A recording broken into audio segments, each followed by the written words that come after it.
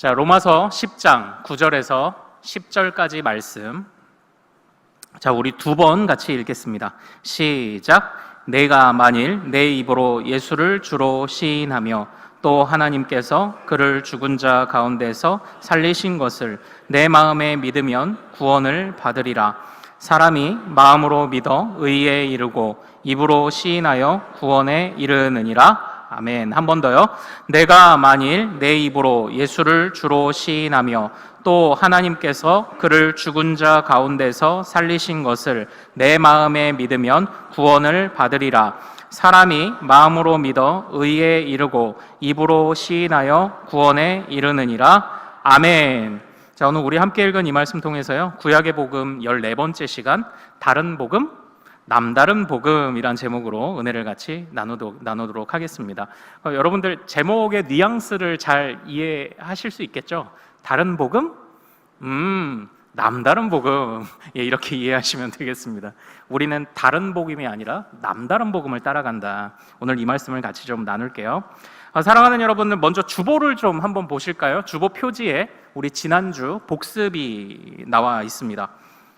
자, 우리 복음 전파해서 쭉 있죠? 글씨 한번 주보 표지 같이 읽어보겠습니다. 시작. 복음 전파, 하나님의 주권과 우리의 믿음이 만드는 거룩한 하모니. 지난주에 우리가 배운 것입니다.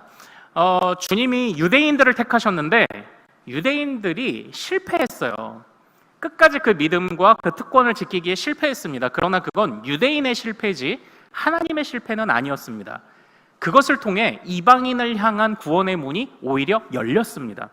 그래서 주님이요, 이제는 유대인과 이방인 할 것 없이 부르기로 작정하신 자들, 오히려 많은 일꾼들을 통하여 하나님의 일을 함께 감당하십니다. 그때에 유대인과 이방인, 부름받은 모든 성도가 하나님께 받은 미션, 하나님께 받은 사명이 뭐예요? 바로 복음을 전하는 것이죠. 이게 우리가 지난주에 살펴봤던 것입니다. 그래서 그 복음 전파의 기초가 무엇이냐? 하나님의 주권과 우리의 믿음이다. 이것이 우리가 지난주에 살펴봤던 말씀이죠. 이제 오늘은요, 그러면 이 복음 전파를 통해서 어떤 사람들을 길러내기를 원하시는 걸까? 다시 말하면 복음 전파의 목적, 복음 전파의 목표 지점을 오늘 말씀을 좀 같이 나누길 원해요. 그래서 그 안에 진짜 바른 복음이 뭘까부터 복음이 우리에게 원하는 바까지 오늘 같이 좀 살펴볼 수 있기를 소망합니다. 그래서 이제 오늘 다른 말씀 다 중요하지만 이 10장 9절 10절 말씀은 여러분들이 좀 암송하시면 좋겠어요. 9절에는 복음이 있고, 복음이 왜 남다른지 복음이 있고, 10절에는 믿음이 있죠. 그래서 9절 10절을 여러분들이 좀 암송하시면 좋겠습니다. 그러나 그냥 암송한다고 하면은 이게 좀 어려울 수도 있고 기억에도 잘 안 남고 하니까 친절히 여러분들의 주보를 보면 헌금 명단 뒤에 암송하시기 쉽게 도와드리는 찬양이 있습니다. 오늘 우리가 불렀던 주의 친절한 팔의 안기세인데요, 1절은 원래 가사대로 주의 친절한 팔의 안기세로 부르고, 두 번째 부를 때는 성경 이 말씀의 가사를 넣어서 한번 같이 불러보죠. 주보를 한번 참고해 보시면 좋겠습니다. 자, 우리 반주를 부탁드릴까요? 우리 박수하며 찬양하죠. 자, 주의 친절한 팔의 안기세 먼저 원래대로 불러보죠. 주의 친절한 팔의 안기세, 우리 마음이 평안하리. 항상 기쁘고 복이 되겠네. 영원하신 팔의 안기세, 주의 팔에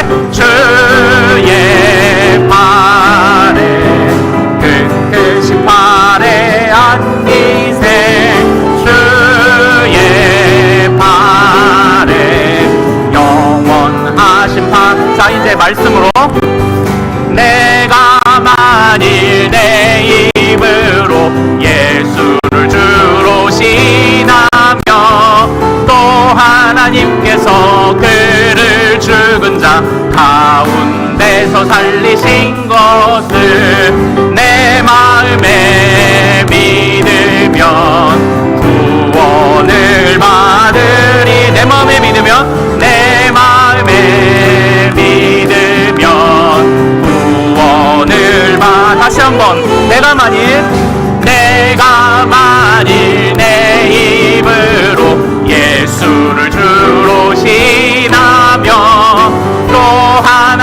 하나님께서 그를 죽은 자 가운데서 살리신 것 내 마음에 믿으면 내 마음에 믿으면 구원을 받으리 내 마음에 믿으면 구원을 우리 조금 빨리 한번 불러볼까요? 내가 만일 내 입으로 예수를 주로 신하며 또 하나님께서 그를 죽은 자 가운데서 살리신 내 마음에 믿으면 구원을 받으리 내 마음에 믿으면 구원을 다시 한번 내 마음에 믿으면 구원을 마지막으로 내 마음에 믿으면 구원을 받으리라. 할렐루야. 댁에 가셔서 3번만 불러보면 암송이 끝납니다. 여러분들은 그 무수한 찬송가를 이미 다 암송하고 계시죠. 곡조와 함께해서 그게 가능해요. 여러분들 이 찬양 우리가 불렀던 이 암송송을 꼭 기억하시면 좋을 것 같아요. 이게 진짜 복음을 담고 있습니다. 다른 구절들 많지만 그래도 이 말씀을 특히 기억하시면 좋을 것 같아요. 자, 이제 오늘 말씀을 본격적으로 나눠보죠. 복음 전파를 통해 목적하는 바가 무엇이냐? 자, 진짜 복음이 무엇이고 복음 전파를 통해 목적하는 목적지를 오늘 살펴보죠. 자, 여러분들 복음이 무엇입니까? 오늘 10장 9절 말씀 같이 한번 읽어볼까요? 10장 9절. 자, 우리 큰 목소리로 10장 9절. 자, 9절 말씀 같이 읽겠습니다. 시작. 내가 만일 내 입으로 예수를 주로 시인하며 또 하나님께서 그를 죽은 자 가운데서 살리신 것을 내 마음에 믿으면 구원을 받으리라. 아멘. 아멘. 사랑하는 여러분, 우리에게 너무나도 익숙한 말씀이고 지금 또 이제 찬양으로도 바꿔 불러봤는데요. 9절에 어떤 표현들이 복음을 담고 있습니까? 9절에 어떤 것이 중요한 것일까요? 하나님께서 예수를 죽은 자 가운데서 살리신 것을 믿으면 이 부분 너무 중요합니다. 그러나 이 부분뿐만 아니라 우리가 특별히 기억해야 될 부분이 뭐냐? 우리 9절을 다시 한번 읽어봐요. 내가 만일 내 입으로 예수를 주로 시인하며 이거예요. 이것이 복음의 정수입니다. 예수님께서 우리를 위해 죽은 자 가운데서 다시 살아나셨습니다. 그러나 그것을 통하여 목적하시는 바가 무엇일까요? 바로 예수를 주로 시인하며 우리로 하여금 예수님을 주님으로 섬기도록, 주님으로 따르도록, 인정하도록 하시려고 예수님이 죽었다가 살아나신 것입니다. 그래서 사도 바울은요, 그러니까 여기서 중요한 게 뭐예요? 주예요, 주. 예, 퀴리오스라는 이 주라는 단어가 굉장히 중요합니다. 그래서 사도 바울은요, 우리 로마서 1장 4절로 한번 가볼까요? 로마서 1장 4절, 1장 4절. 10장은 표시해 두시고요. 로마서 1장 4절로 가볼게요. 이 사도 바울은 로마서의 복음을 논할 때 이미 이것을 먼저 선포했었습니다. 로마서 1장 4절을 가보죠. 자, 같이 읽습니다. 시작. 성결의 영으로는 죽은 자들 가운데서 부활하사 능력으로 하나님의 아들로 선포되셨으니 곧 우리 주 예수 그리스도시니라. 아멘. 사실 우리는 이 말씀을 올해 부활절에 이 말씀을 본문으로 말씀을 나눈 적이 있어요. 예수님이 십자가에 달리실 때요, 많은 로마 군인들이 조롱했습니다. 네가 유대인의 왕이라며, 네가 다른 사람들을 구원한다며, 그런데 너 자신도 구원을 못하냐? 예수님의 양옆에 매달린 강도들도 욕했어요. 할 수 있으면 나를 여기서 나를 구원시켜봐라 라고 강도들도 욕을 했습니다. 예수님이 십자가에 달리실 때에 모든 제자들은 떠나갔습니다. 그러나 예수님이 부활하시자 예수님의 죽음이 어떤 의미를 갖는 것인지 비로소 깨닫게 되었습니다. 이것은 한 죄인의 죽음 또는 한 사람의 죽음이 아니라 모든 사람들을 구원하시기 위한 하나님의 계획의 성취라는 것을 그들이 알게 되었죠. 그래서 예수님은 죽었다가 살아나셨습니다. 그리고 어떻게 선포되셨다고요? 하나님의 아들이시며 곧 우리 주 예수 그리스도로 선포되셨습니다. 그래서 우리는 그 부활절 말씀에서 예수님의 부활을 통해 예수님이 하나님의 아들이심이 증명되었습니다. 예수님이 진짜 주요 왕이 되셨다는 사실이 증명되었습니다 라고 우리가 이 말씀을 부활절에 이제 배웠었죠. 예수님은 주님이십니다. 예수님은 왕이시라는 겁니다. 이게 왜 중요하죠? 우리가 요한계시록을 통해서 우리가 끝까지 왕이신 주님을 어떻게 따라가야 할 것인가를 배울 때 우리는 구약에서 언급된, 이미 구약에서 선포된 복음을 한번 같이 나눈 적이 있어요. 자, 우리 첫 번째 화면을 보고 같이 읽어보죠.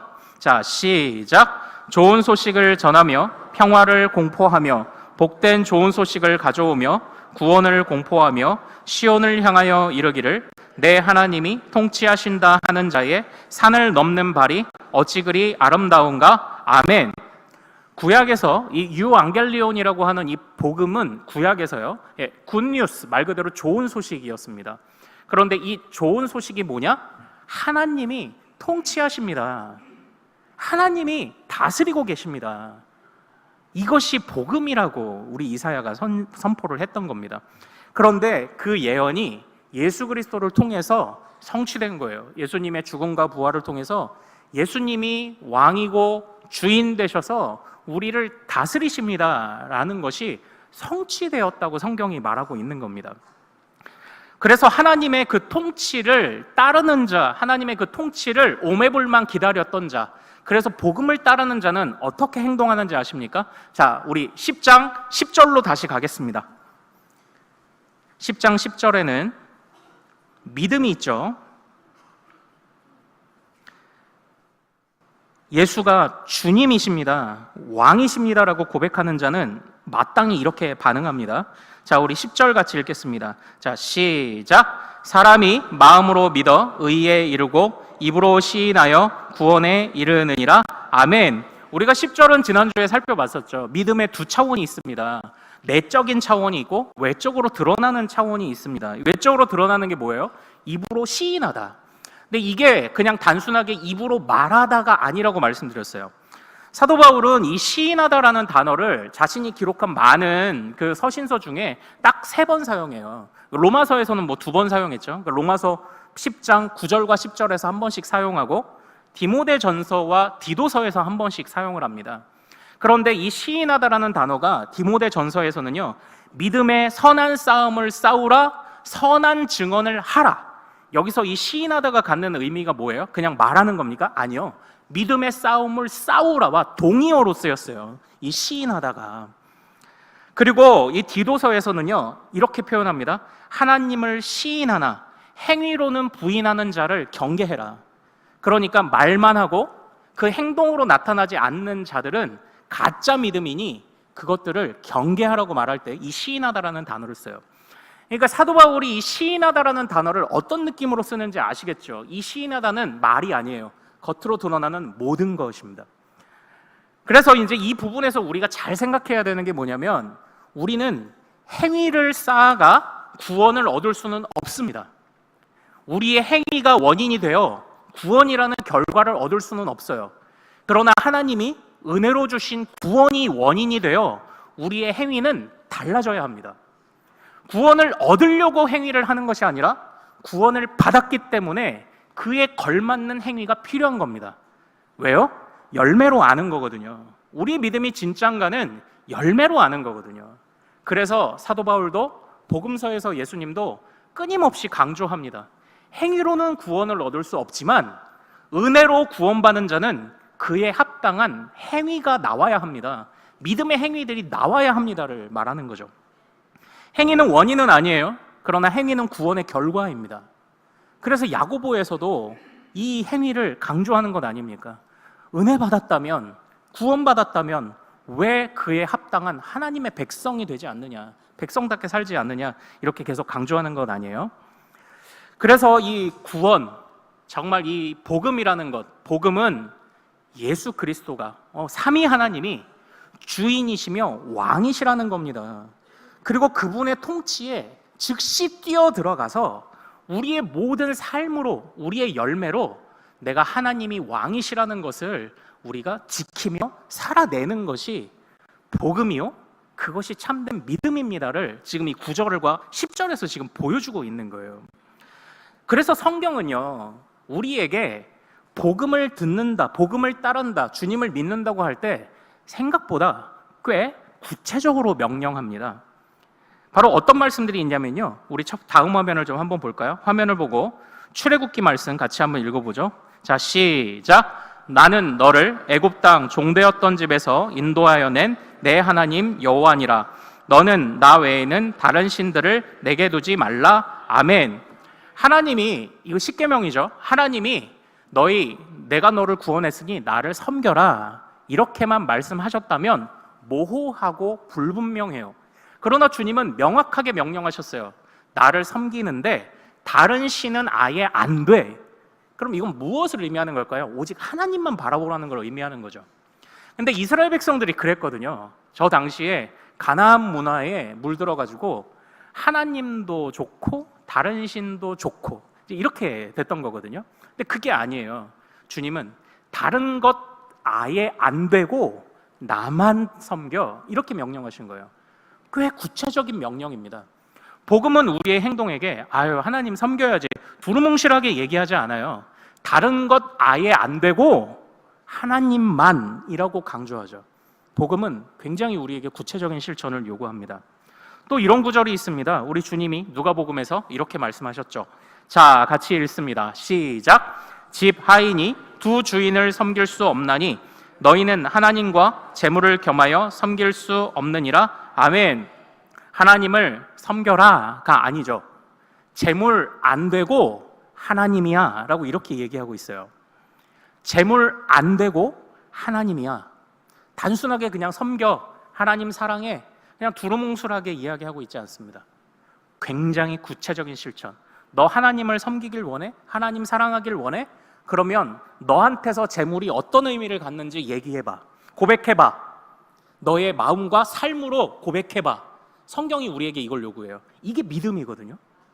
이게 주님을, 정말 하나님을 주님, 주인으로 따라가는 거거든요. 주인이 바뀌었는데, 기준이 바뀌었는데 너 하나님을 섬겨? 너 재물에 관해서, 두 주인을 섬길 수 없으니까 재물에 관해서 너의 생각이 어떻게 바뀌었는지 말해봐. 고백해봐.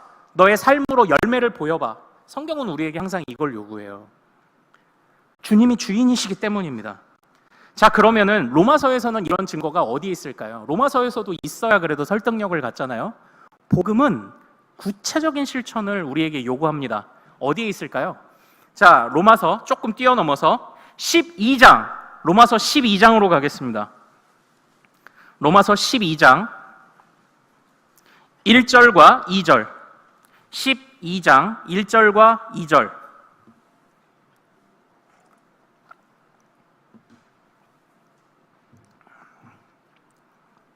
자, 1절과 2절 로마서 12장 같이 읽겠습니다. 시작. 그러므로 형제들아, 내가 하나님의 모든 자비하심으로 너희를 권하노니 너희 몸을 하나님이 기뻐하시는 거룩한 산제물로 드리라. 이는 너희가 드릴 영적 예배니라. 너희는 이 세대를 본받지 말고 오직 마음을 새롭게 함으로 변화를 받아 하나님의 선하시고 기뻐하시고 온전하신 뜻이 무엇인지 분별하도록 하라. 아멘. 사랑하는 여러분, 이 말씀대로 우리를 거룩한 산제물로 드리시기를 소망합니다. 어떻게 드리는 게 거룩한 산제물로 드리는 거예요? 그런데 그걸 2절에서 힌트를 주고 있잖아요. 거룩한 산제물로 드리는 게 뭐예요? 그냥 주여 나를 받아주옵소서, 받아주옵소서 하는 건가요? 아닙니다. 2절에 구체적으로 우리에게 명령합니다. 무엇을 본받지 말라고 해요? 이 세대를 본받지 말고 해요. 너희를 주님께 거룩한 제물로 드려라. 주님, 그래요, 드려야죠. 내가 예배도 나올 거고요, 내가 기도 시간도 가질 거고요, 내가 헌금도 할 거고요. 예, 잘하시는데 2절은 좀 더 구체적으로 명령해요. 이 세대를 본받지 말라고 하십니다. 너희가 예배를 하느냐, 너희가 기도를 하느냐, 너희가 예물을 드리느냐, 잘하였다. 그런데 이 세대를 본받지 말아라. 굉장히 구체적인 지침이에요. 믿음은 열매로 알아요. 이 세대를 본받지 않는가. 그래서 이제 우리가 이 말씀을 요한계시록에서 살펴보면서 제가 질문을 드렸었죠. 여러분은 신앙생활을 하며 여러분의 인간관과 인생관과 물질관이 어떻게 달라지셨습니까? 이거를 묻는 거죠. 가장 기본적으로는 이런 것들을 우리에게 스스로 물어야 됩니다. 왜냐? 이 세대를 본받으면 안 되거든요. 하나님 외에 다른 신 어떤 것도 안 되거든요. 하나님 외에는 또 다른 주인을 섬길 수 없거든요.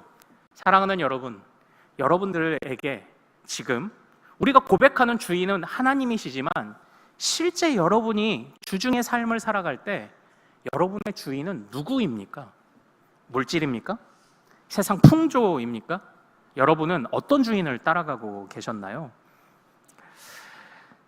사랑하는 여러분, 사실 이것을 오늘날로 그렇다면 우리가 끌어와 좀 더 적용을 하고자 할 때 우리가 좀 고려할 것이 있어요. 이 성경의 배경을 좀 알아야 되는데 우리 다음 화면을 좀 한번 보죠. 여러분, 네이션이 뜻이 뭐예요? 네이션. 유나이티드 네이션즈 하면은 뭐 유엔이 아마 그런 뜻이죠. 나라들의 연합체 이러잖아요. 근데 이 네이션은 국가라는 뜻 외에 국민이라는 뜻이 있습니다. 이게 무엇을 의미하냐면 오늘날 한 나라의 주권이 국민에게 있다는 뜻입니다. 그래서 국민이 곧 국가예요. 그러나 성경의 개념은 좀 달라요. 성경에서 나라, 국가, 특히 하나님 나라를 이해할 때는 그 주권이 국민들에게 있지 않아요. 그 주권이 우리 백성들에게 있지 않아요. 그 주권이 누구에게 있냐? 성경이 말하는 성경시대의 국가는요, 히브리어로 국가가 말쿠트, 그리고 뭐 여러 번 말씀드렸어요. 헬라어로 바실레이아인데 이 말쿠트는 멜렉이라는 왕이라는 단어에서 파생됐고, 그리고 바실레이아는 바실류스라는 왕이라는 뜻에서 파생된 겁니다. 다시 말하면 성경이 말하는 나라, 국가는 왕이 다스리는 곳, 다시 말하면 주권이 누구에게 있어요? 왕에게 있다는 것을 전제하고 있는 겁니다. 사랑하는 여러분, 그러므로 우리가 주님을 따른다고 할 때는요, 우리가 살아가는 이 세상은 어때요? 이 세상은 국민이 주권이에요. 그러니까 이게 어떻게 보면은 주권을 가지고 있어요. 이게 좋아 보이기도 하지만 죄악된 우리의 본성은 이걸 어떻게 이용하냐면 다 내가 주인공 되려고 하는 겁니다. 다 내가 주인공 되려고 한다고요. 정치, 경제, 사회, 문화, 교육 각계에서 다 내가 주인공 되려고 한다고요. 그런데 믿는 자들은 어떻게 해요? 정치, 경제, 사회, 문화, 교육 등등 모든 분야에서 주님이 주인 되시고 나는 종이라고 말하는 것이 이게 신앙생활입니다. 이게 신앙생활이에요. 왜냐? 복음은 우리 하나님을 주님으로 따르는 거거든요. 왕으로 따르는 거거든요. 그래서 우리가 신앙생활을 할 때 이 세상에서 갈등이 있는 거예요. 그래서 우리가 믿음의 선한 싸움을 싸워야 합니다. 왜요? 내 마음도 아직도 내가 주인공이 되고 싶거든요. 내가 주인공이 되고 싶어가지고 안간힘을 쓰거든요. 그런데 하나님은 우리에게 네가 주인공이 아니야, 너는 청직이야 라고 자꾸 말씀하시니까 이 사이에서 사실 삶의 갈등이 대부분 일어나죠. 내가 주인이냐? 하나님이 주인이냐? 이런 싸움들이 일어나요. 주님이 우리에게 원하시는 믿음이 뭐예요? 우리의 모든 지, 정, 의가 하나님이 주인이십니다를 고백하는 데까지 변화되어 바뀌고 성장하는 것. 그래서 순종을 위한 선한 경쟁과 다른 박제를 놓치지 않는 것. 그러니까 우리는 어떻습니까? 다 청직이에요. 내가 주인이다라고 하면 어떻게 되는 줄 아세요? 계급이 생기는 거예요. 위계질서가 생기는 겁니다. 내가 주인이다 이러니까 싸우는 겁니다. 내가 주인이 못 돼서 서러운 겁니다. 그러나 모든 것은 다 주님의 것입니다. 우리는 청직입니다. 하필 주님이 우리에게 그냥 이런 은사를 주셔서 그냥 이것을 맡아서 담당하게 하신 우리는 청직입니다. 이러면 모두가 평등하죠. 모두가 평등하죠. 이게 성경이 우리에게 가르치는 그런 원리 아닙니까? 그렇다면 사랑하는 여러분, 이제 이것을 오늘날 우리에게 적용해야 합니다. 사랑하는 여러분, 어떻게 정치를 하는 것이 하나님을 주인으로 섬기는 정치일까요? 우리는 과거 많은 경우에 저 사람 기독교인이래 하면은 이렇게 뽑아줘 봤습니다. 그러나 안타깝게도 기독교인답게 정치하지 못한 사람들 지금 널리고 널렸어요. 기독교인이 정치계 하면 정말 하나님의 사람답게 하나님을 왕으로 섬기며 정치하는 건가요? 아니요. 훈련되지 않은 기독교인 정치인들은요, 그냥 자기 욕심 따라가서 자기 주인공 되고 싶어 하더라고요. 그러니까 당론을 따라가죠. 그러니까 다 자기가 주목받으려고 하죠. 재선, 삼선 되려고 그렇게 안간힘을 쓰는 건 아닙니까? 경제활동은 어떻게 해야 될까요? 정치, 경제, 사회, 문화. 우리는 이런 관점에서요, 오늘날 우리가 살아가는 모든 것들을 점검해 볼 필요가 있어요. 그래서 우리가 예배도 드리지만 모이면 여러분들이 이런 부분들을 좀 한번 토론해 보십시오. 우리 자녀를, 지금까지 우리가 뭐 정치, 경제, 사회, 문화, 교육을 이게 세상의 주인공 되려는 흐름대로 하지 말라고 해서 그것들을 아예 다 제쳐두자는 게 아니에요. 그럼 우리 자녀들 교육시키지 말 거예요? 아니에요. 정치, 경제, 사회, 문화, 교육을 하는데 어떻게 하나님이 주인 되시게 할까? 우리 자녀들 주인공 만드는 교육 말고 어떻게 하나님의 선한 일꾼 되는 그런 교육을 할 수 있을까? 우리 고민해야 하지 않습니까? 왜냐? 우리는 복음을 따라가는 사람들이기 때문이에요. 주님이 우리의 왕이심을 인정하는 사람들이기 때문입니다. 어떻게 할까요? 모일 때마다 고민해야 돼요. 모일 때마다. 그리고 모이면 우리가 백분 토론처럼 이제 여러 가지 의견들을 가지고 모여서 같이 또 토론도 좀 해보고 또 발견하기도 하고 좀 찾고 그래야 하지 않습니까? 사랑하는 여러분, 익숙함에 그냥 지나쳐버리는 것들이 얼마나 많아요. 제가 지난주에 마지막에 잠깐 보여드렸는데 오늘 다시 좀 말씀을 잘 설명드릴게요. 우리 다음 화면을 좀 한번 볼까요? 자, 외국인들이 이해하지 못하는 건 뭐라고요? 고정문. 어차피 고정해서 안 열고 문을 왜 만들어? 이 외국인들이 이게 궁금하대요. 어차피 안 열고 왜 만들지? 그래서 여러분, 제가 오늘 1층 현관 유리문을 제가 열었거든요. 내가 다 열어놨어. 그래서 보통 하나만 열잖아요. 오늘 2개 열어놨어. 이렇게 2개 열어놨고 본당문은 손을 못 댔어요.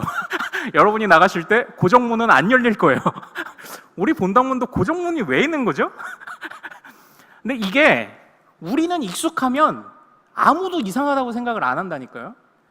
다른 기준을 가진 사람이 오면 이게 좀 보이기 시작하는 거예요. 근데 이게 뭐 고정문 정도면 이건 뭐 그냥 애교죠. 그냥 그러려니 하겠죠. 그러나 우리가 너무 익숙함에 물들어서 이 세상에 우리 로마서가 말하는 대로 죄의 영향력, 죄와 사망의 영향력이 만들어낸 시스템이 내가 주인공 되려고 아웅다웅하는 시스템이 가득가득 찼는데도 거기에 익숙해져서 뭐가 잘못됐는지도 모르고 오히려 거기에 맞춰가려고 한다니까요. 우리가 까딱하면. 그럼 뭐예요? 두 주인 섬기는 거지.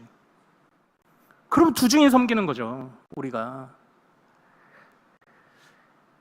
다른 시각과 다른 기준을 가진 자들이 봐야 이게 뭐가 잘못됐는지 보이기 시작하거든요. 이게 우리가 이 시대에 그런 역할을 위해 부름을 받은 줄로 믿습니다. 그리스도인들은 그거 하며 사는 거예요. 이 시대에 사회, 정치, 경제, 문화, 교육을 어떻게 하나님이 주인 되셔서 평안하게, 평화롭게, 샬롬으로 바꿔갈 수 있을까? 어떻게 하면 그렇게 할 수 있을까를 고민하는 사람 아닙니까? 사랑하는 여러분, 얼마 전에 제가요, 이게 다음 화면 한번 좀 보여주세요. 예. 그러니까 얼마 전에 제가 이제 울산에 좋은 동굴이 있다고 그러고 방학 때 이제 애들을 데리고 좀 다녀왔어요. 근데 거기도 보니까요, 이렇게 돼 있어요. 소원 쓰는 이렇게 코너가 있는 거예요.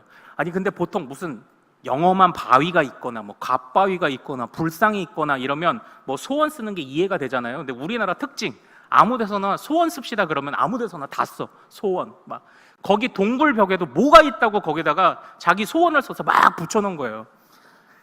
이 화면 내려주셔도 됩니다. 근데 저 소원들의 대부분 소원 1위가 뭘까요? 제가 살짝 훑어봤는데 소원 1위가 뭘까요? 로또 되게 해주세요. 부자 되게 해주세요. 뭐 이제 귀여운 거는 고양이 키우게 해주세요. 이제 뭐 이런 것들이 있는데, 그래서 이제 우리가 하나님 앞에서 한번 보는 거죠. 내가 주인공 되려고 내가 가진 욕망이 어떻게 달라지고 있느냐. 복음을 믿고 주님을 따르는 순간. 왜냐, 이 시대의 모든 사람들은 다 욕망을 따라가는데 이게 당연하다고 생각한다니까요. 내 욕망 따라가고 내가 주인공 되는 걸 당연하다고 생각해요. 자, 그러면 여러분들이 앞으로 이런 소원 적은 종이를 보면 여러분들은 어떻게 하셔야 됩니까? 그렇다고 이제 막 다 뜯어버려라, 불태워버려라, 당군 막 목 자르고 그런 걸 하시라는 건 아니죠. 그럼 어떻게 합니까? 모든 사람이 소원을 자기 자신의 욕심으로 적었으니 나는 우리 옆집 잘 되게 해주세요, 이렇게 적을까요?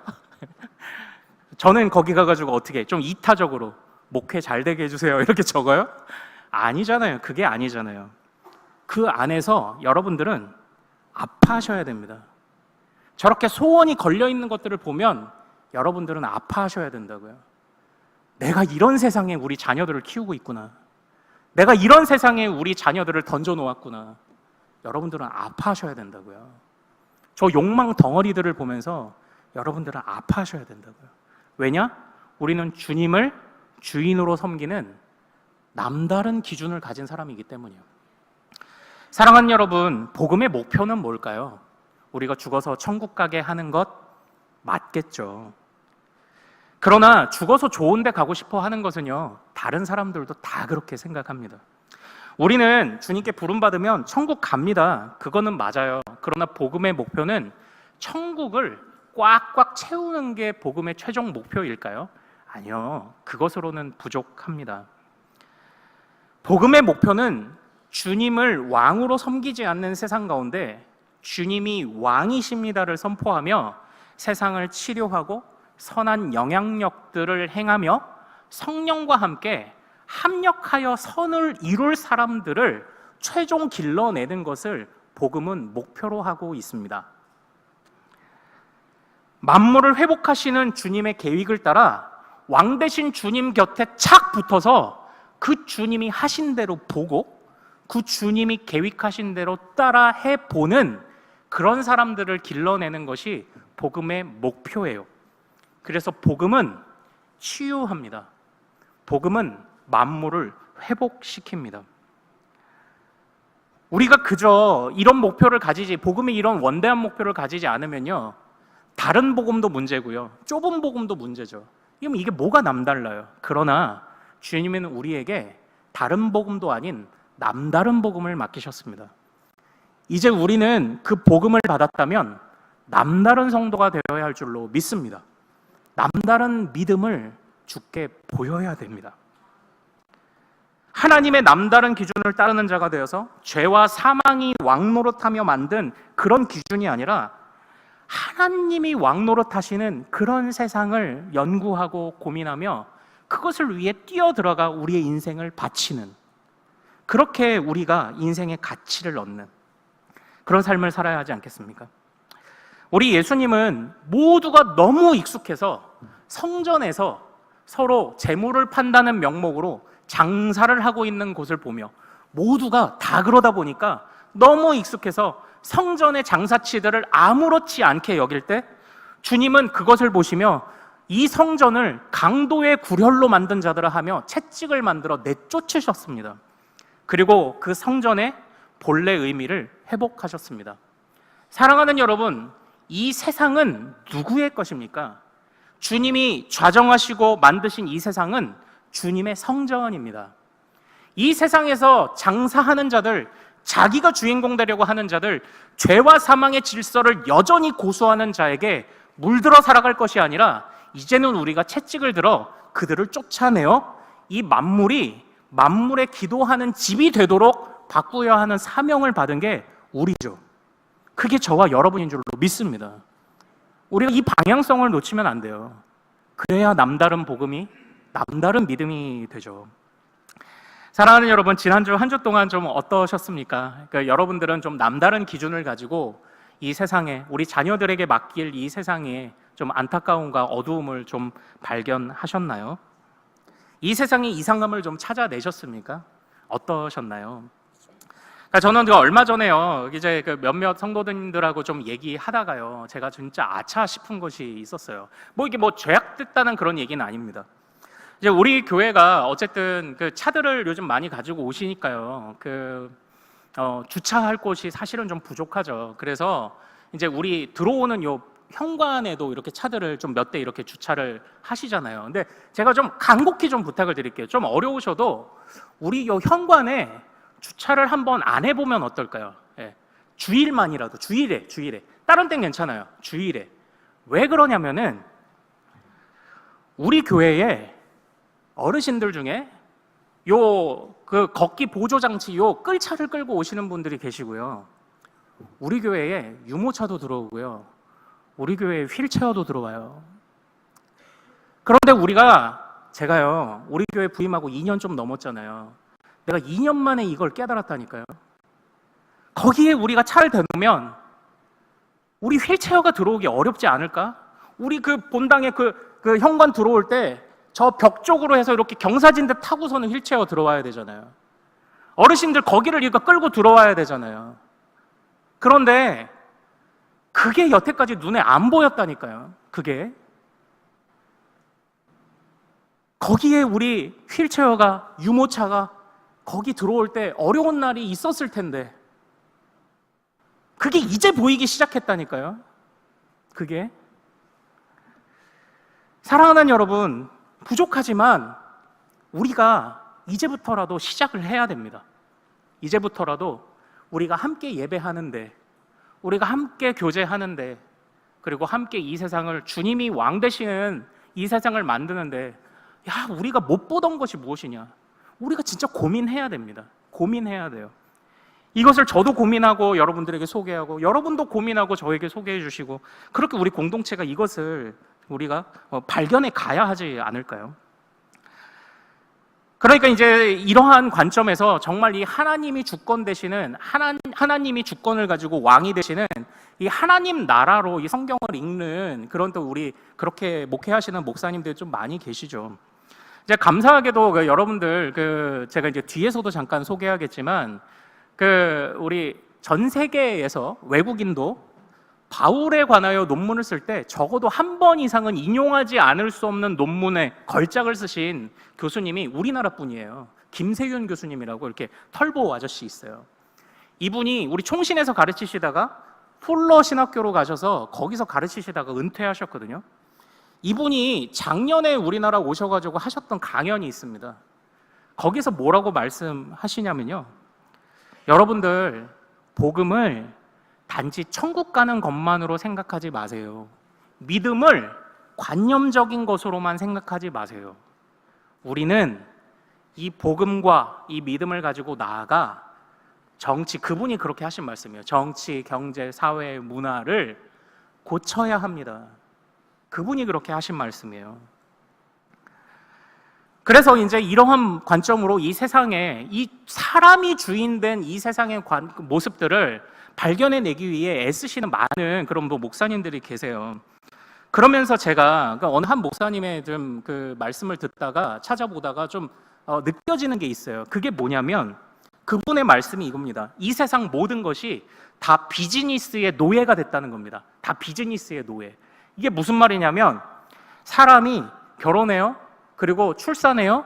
그리고 마지막에 죽어서 장례를 치를 때까지 다 돈이라는 거예요. 다 돈. 그러니까 제가 우리 첫째 아이 어렸을 때 이제 우리 장인어른이 주신 돈으로 중소기업 거 27만 원짜리 유모차 샀거든요. 그때 한창 막 유행이 하던 게 뭐냐면 150만 원짜리 스웨덴제 유모차, 명품 유모차. 명품 하나뿐인 자녀에게 명품을 태워주세요 하는데 내가 죄인 된 것 같더라니까요. 나는 이거밖에 안 되는 아빠라, 월 60만 원밖에 못 받는 전도사 아빠라, 내가 우리 아이한테 죄를 짓고 있는 것 같더라니까요. 결혼할 때는 어떤가요? 신부님, 신랑님 한 번인데 그러면 가격이 천정부지로 뛰어올라요. 이 결혼 문화 보면은 진짜 열받아요, 진짜. 정부에서 결혼 장려한다고 드레스 비용 30만 원인가 50만 원 지원한대요. 그랬더니 업체들에서 50만 원을 올려버렸잖아요. 이게. 그러니까 요즘 젊은이들이 보면 그냥 자기들이 어디 그냥 드레스 같은 원피스 갖다 사진 찍고 그런 것도 좋고요. 그리고 또 우리가 장례할 때 보십시오. 장례할 때 제가 좀 이런 부탁드리면 여러분들 어떠시겠어요? 여러분들이 자녀들에게 다 유언을 남기십시오. 내가 죽으면 수의 제일 싼 거 입혀라. 여러분 이렇게 부탁하실 수 있겠습니까? 저기 어디 미얀마나 이런 데서 수입한 수의 입히면 불효자 같고, 국내산 어디 그런 거 입히면 몇백만 원짜리 입히면 그러면 효도하는 것 같고, 은근히 부추기면 마음이 싹 간다니까요. 그리고 장례식 때에, 내 장례식 때는 기쁜 찬양 틀어라, 이런 거 한번 유언으로 남겨보실 수 있겠습니까? 그냥 뭐만 하면 다 돈 하는 세상이라는 겁니다. 이제 우리가 이런 문화를 그래도 조금씩 바꿔갈 수 있지 않을까요? 자, 언제 우리 교회가 그런 결의도 한번 해보죠. 검소하게 장례 치르기 운동. 예. 제가 뭐 여러분들에게 장기 기증하세요 이렇게까지는 아직 잘 모르겠어요. 저도 아직 심장 떨리는데 장기 기증 진짜 저도 겁이 나요. 근데 예전에 제가 담당할 때 80세 할머니 권사님이 대학병원 찾아가가지고요, 장기 기증하러 왔습니다 이러고서는 내가 죽으면 장기 기증한다라고 서약서를 받아서 그러고 오셨더라니까요. 제가 대단하다고 박수 쳐드렸어요. 근데 그런 것까지는 아니더라도 우리가 언제 한번 결의대회를 하는 겁니다. 그러면 사람들이 그러겠죠. 야, 저기 포항 큰숲 교회는 남달라, 남다르다고, 이런 소리를 좀 들어봐야 하지 않을까요? 검소하게 장례 치르기. 너무 이상의 것들을 품지 말고 그냥 열심히 살며 그냥 분수에 맞춰서 최선을 다하기, 주눅들지 않기, 비교하지 않기, 좀 돈의 노예가 되지 않기. 모든 것이 비즈니스, 돈 하는 세상에 우리는 좀 그 돈을 주인으로 섬기지 말고 우리는 그냥 주님의 인도하심을 신뢰하며 좀 가보기, 그런 것들부터 우리가 좀 마음에 좀 결심을 해야 하지 않겠습니까? 이제 좀 더 구체적인, 우리가 어떻게 다른 신이 아닌 하나님만, 이 세대가 아닌 하나님만, 두 주인이 아닌, 물질이 아닌 하나님만 섬기는지, 이제 여기서부터 시작을 해보는 겁니다. 여기서부터 고민을 시작하는 거예요. 저는 기대가 됩니다. 우리 사랑하는 성도들이 작지만 주님이 우리에게 무엇을 주셨다고요? 우리 로마서를 보면서 아무것도 선한 것이 없는 우리에게 예수 그리스도의 죽음과 부활을 통해, 우리 아우구스티누스 선생님이 남겨줬던 것처럼 하나님의 형상의 거룩의 씨앗이 심겼다고 말씀드렸죠. 씨앗은 자라나게 되어 있어요. 어떻게 자라죠? 몇 배? 30배? 60배? 100배로 자라는 게 주님 나라의 원리입니다. 이 씨앗을 우리가 가졌어요. 가진 자답게 이제 시작하는 겁니다. 정치, 경제, 사회, 문화, 교육, 이 외에도 모든 분야에서 주님이 주인 되실 수 있도록 우리가 씨앗이 되어 시작하는 것입니다. 주님이 100배의 열매를 주실 줄 믿습니다. 이제 마지막 말씀드리고 좀 마치도록 할게요. 아까 말씀드렸던 그 김세윤 교수 책을 저도 지금은 몇 권을 갖고 있어요. 근데 제가 대학생 때 이 김세윤 교수님의 책 중에 이렇게 두꺼운 게 하나 있어요. 그분의 박사 논문인데 그게 번역돼서 출판됐는데 이걸 갖고 싶은데 너무 비싼데 돈도 없어가지고 이걸 못 사고 있었습니다. 그래서 이제 계속 학교 근처에 있는 중고 서점에 맨날 가서 기웃거리는 거예요. 맨날 가서 그 책 들어왔나 보고 사장님한테 부탁도 하고, 그런데 들어온 책이 없다는 거예요. 그래서 학기가 시작되고도 한참을 그 책 때문에 마음을 졸이고 있는데, 근데 어느 날 이제 우리 학교에 그 음악과가 있었거든요. 교회 음악과 학생들이 그 책들을 다 들고 다니는 거예요. 이게 그 책이 이제 신학생들이 읽어도 조금 까다로운 책인데 그걸 음악과 학생들이 그걸 들고 다니는 겁니다. 그래서 제가 음악과한테 친한 애를 하나 불러다 물어봤어요. 야, 니네 왜 그 책 들고 다니냐? 그랬더니 그 이제 교양 과목으로 성경을 가르치시는 교수님이 시험을 보고 숙제를 내준다고 음악과 학생들한테 이만한 그 신학과 전공 서적을 사도록 한 거예요. 그걸 사게 한 거죠. 그래서 안 그래도 그걸 읽으면서 막 힘들어서 막 아주 쥐어짜는 겁니다. 네, 그래서 저한테 물어보면 야, 나도 몰라 이러면서 막 서로 바보와 바보가 만나서 막 머리 짜고 어떻게 막 시험 보는 거 도와주고 막 이렇게 그랬는데 그때의 제 마음속에 약간 기분이 좋았어. 그러면서 왜냐, 야, 이번 학기만 끝나면 저 책들이 중고서점에 팔리겠구나 이제 이래가지고 내가 가서 그때 사야지. 그래서 내가 그 책을 샀다는 거 아니에요. 그래서 그걸 소유하고 있다니까요. 그렇게. 그런데 이제 그때에 나도 모르는 책을 음악과가, 야, 이걸 어떻게 봐? 뭐 음악 전공책을 제가 보면 압니까? 모르죠. 그래서 그때는요, 제가 그렇게 생각을 했어요. 아이고, 그 책을 참, 그 교수님도 진짜 그 책을 음악과 학생들한테 읽히냐? 말이 되는 소리를 해야지라고 제가 이렇게 생각을 했거든요. 근데 제가 이제 와서는 생각이 좀 달라졌어요. 그 책을 읽고 이 하나님 나라의 구원과 복음을 그래도 조금이라도 깨달았던 학생이 있다면 그 학생은 주님이 주신 음악적 재능을 가지고 지금 자기에게 맡겨진 곳을 치료하고 있을 거예요. 어려웠지만, 그 책을 읽기 어려웠지만, 그리고 그 책을 통해서 하나님이 주인 되신다는 이 바른 복음과 우리의 믿음이 열매로 나타나야 한다는 것을 그래도 한 번이라도 맛본 사람은 언젠가 주님이 그들의 그 애쓰는 수고들, 그 책과 그들의 신앙의 여러 훈련들을 통해 습득된 것을 가지고 그래도 남다르게 사용하고 계실 것이라는 그런 생각이 들더라는 거죠. 사랑하는 여러분, 저에게는 숙제입니다. 어떻게 이 복음을 여러분들에게 쉽게 설명할까?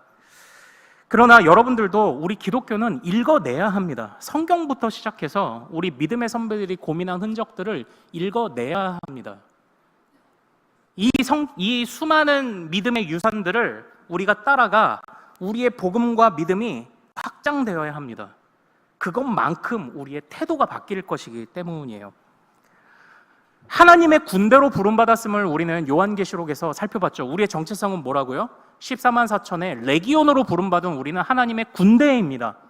그러나 군인으로 군대로 부름받은 자들이 싸우려 하진 않고 마지막에 얻어질 전리품에만 눈독을 들이고 있다면 이건 온전한 군인이 아닐 것입니다. 탈영병과 무엇이 다릅니까? 주님은 우리를 이 시대에 내가 주인 되고 그리고 하나님이 주인이 아니라고 말하는 죄와 사망의 영향력들 속에서 그것들을 맞서 싸우도록 우리를 부르셨습니다. 사랑하는 여러분, 그래서 제가 여기서 숙제를 드릴 거예요. 어떤 숙제냐? 정치, 경제, 사회, 문화, 교육 가운데, 지금 우리가 살아가는 세상 가운데 내가 주인공 되려고 하는 모습들은 뭐가 있을까 한번 생각해 보십시오. 그리고 로마서에서 말하는 죄는 그냥 단지 내가 지은 죄 또는 내 안의 죄성만을 말하지 않아요. 죄가 왕노릇한다고 말합니다. 주님이 왕이 되시면 어떡하죠? 우리에게 선한 영향력을 행사하시며 우리를 이끄시죠. 죄가 왕노릇하는 것도 똑같습니다. 죄가 우리를 끌어당겨요. 이렇게 표현할까요? 유혹합니다. 이 시대에 우리가 넘어가기 쉬운 유혹은 무엇일까? 이 두 가지를 여러분들이 고민해 보십시오. 자, 첫 번째, 정치, 경제, 사회, 문화, 교육 가운데 내가 주인공 된 것들, 근데 내가 너무나도 익숙해서 이게 잘못됐는지도 모르고 넘어가던 것이 무엇이 있을까? 또 나는 어떤 유혹에 잘 빠지나? 이 시대를 홀리는 유혹들은 어떤 것이 있느냐? 이것들을 여러분들이 고민해 보십시오. 오늘 청년부에도 제가 부탁을 드립니다. 청년부 있다가 이제 소그룹 모임할 때 이 두 가지를 논의하십시오. 정치, 경제, 사회, 문화, 교육 각계각층의 여러 분야에서 주님이 주인공 되시지 않고 내가 주인공 되기 위해서 만들어 놓은 우리의 삐뚤어진 문화들은 무엇이 있을까? 우리 청년의 때, 우리 시대를 유혹하는 것은 무엇이 있을까? 이것들을 한번 고민하고 나누어 보시기를 소망합니다.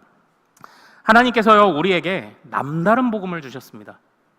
우리는 다른 복음이 아니라 그 남다른 복음을 따라 남다른 성도가 되어야 합니다. 우리는 작은 씨앗과 같지만 우리로부터 이 세상을 치유하시는 하나님의 선한 계획이 성취될 줄로 믿습니다. 우리 같이 찬양하고 기도하죠.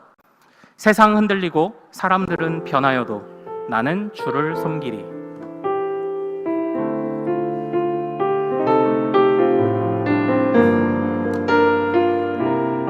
우리 같이 마음 다해 고백합니다. 세상 흔들리고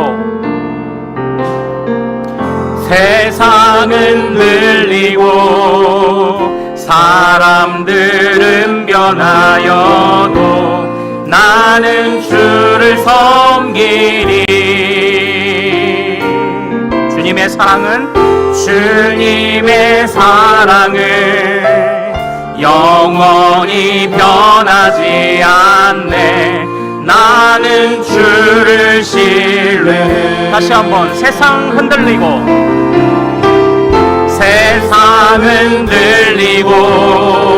사람들은 변하여도 나는 주를 섬기리. 주님의 주님의 사랑은 영원히 변하지 않네. 나는 주를 신뢰해. 오직 믿음으로, 오직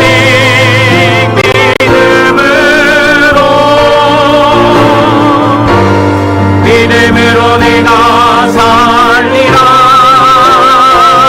오직 믿음으로, 오직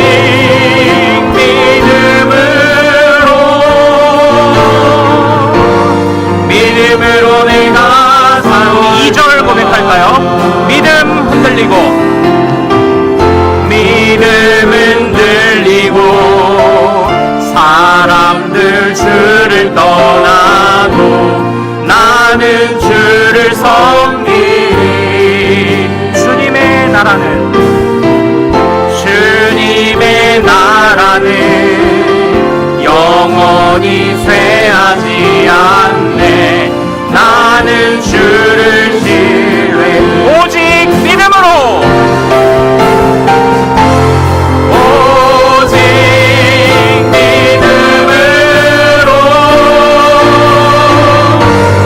믿음으로 내가 살리라. 오직 믿음으로, 오직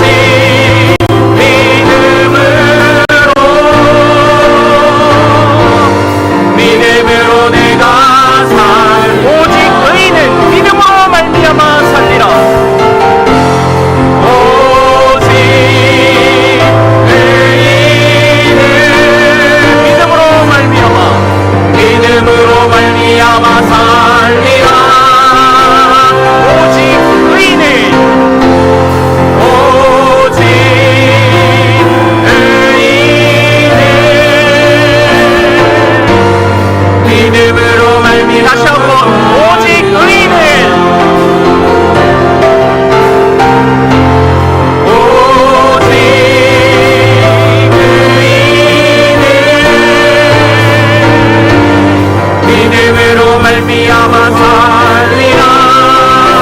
마지막으로, 오직 의인은, 오직 의인은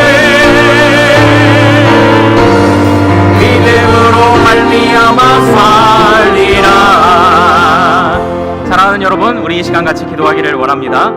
하나님, 붙들어 주옵소서. 하나님, 주님이 왕이시고 주님의 기준만이 우리에게 가장 좋은 것임을 고백합니다. 정치, 경제, 사회, 문화 삐뚤어졌는데도 보지 못하는 것 무엇 있겠습니까? 우리의 눈을 열어 주옵소서. 또 우리를 유혹하는 것 어떤 것들이 있습니까? 절연히 끊게 하옵소서. 하나님의 거룩한 백성, 남다른 복음을 주신 주님을 따라 남다른 성도로 살아가기를 다짐하며 주여 이름 크게 한번 부르고 같이 기도합니다. 주여!